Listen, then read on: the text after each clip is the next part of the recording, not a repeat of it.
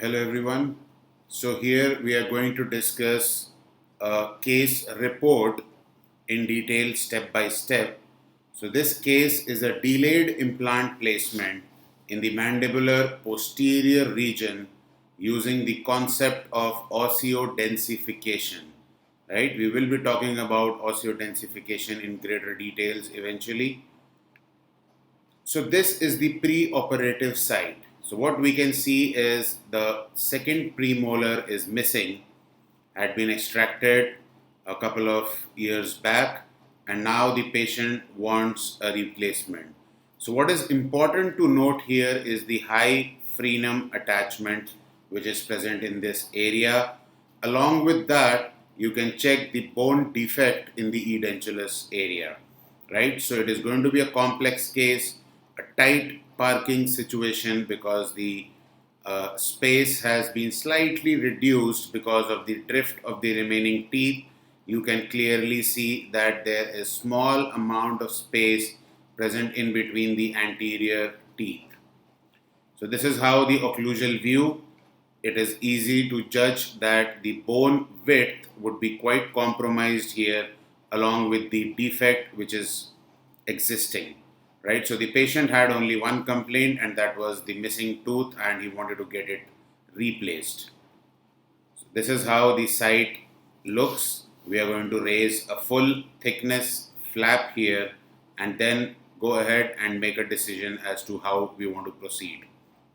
So the treatment execution here consists of the first most important step, which is the preservation and enhancement of hard and soft tissue, which means I'm going to use such a technique where I do not have to drill and remove a lot of bone. Instead, I'm going to push the bone. That is going to preserve the hard tissue. And as far as the enhancement part is concerned, we are going to do some amount of guided bone regeneration to get on to the the required result. Implant placement, of course, the choice of connection here. My favorite implants are the conical connection implants because you get less amount of bone loss at the crest because of the conical connection. Tissue remodeling with a modified provisional or a healing abutment, whatever is your choice. Since it is a posterior tooth, so even with a modified healing abutment works fine. And to complete the case, the definitive prosthesis.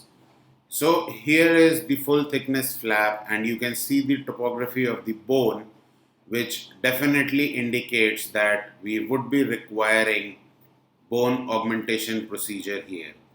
So the bone density is not that high.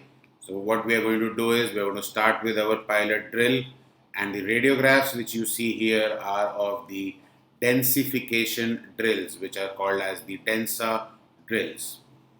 This is how the densification drill looks.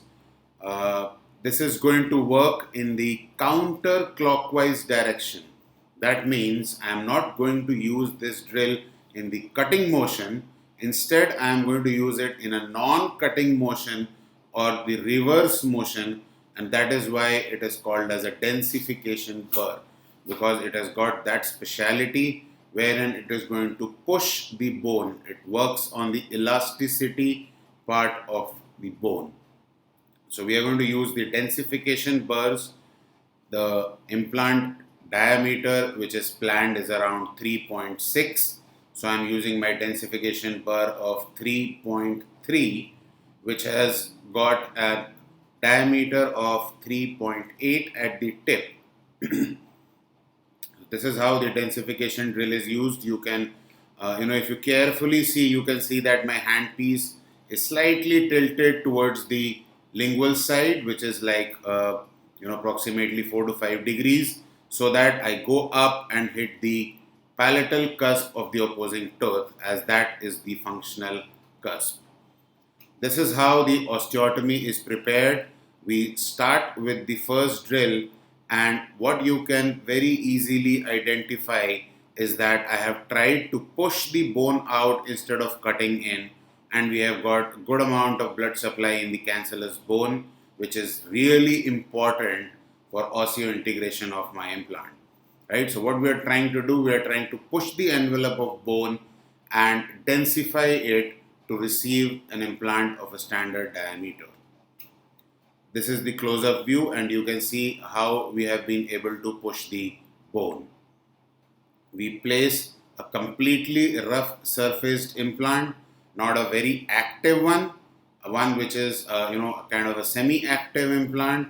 There is no polished collar because it is a posterior zone. I'm trying to submerge the implant, and the implant has got semi-active threads. We are going to talk in detail about the surfaces, the threads, which kind of a surface is indicated in what kind of areas. All those things we are going to definitely deal in detail. So this is the pre-operative site which you see on the left, and on the right we have placed our implant and the cover screw. The implant is submerged by almost 0.75 to 1 millimeter, because whenever you have a completely rough textured implant, we always tend to submerge it, because we understand, when you do a flap surgery, you release the periosteum, you are definitely going to have some amount of bone loss in the initial period, because the periosteum will take time to refurbish the blood supply to the bone. So this is how the implant is placed submerged. The immediate post-operative radiograph, you can see that we are at least around 1 millimeter submerged from the crestal part of the bone. And now the step where we are going to do a periosteal release, and this periosteal release is going to accommodate my bone substitute, which is the bone graft material. This area specifically, you can see that we have slight halo of the implant, which we can see because the bone defect is huge in this area. So a neat and clean periosteal release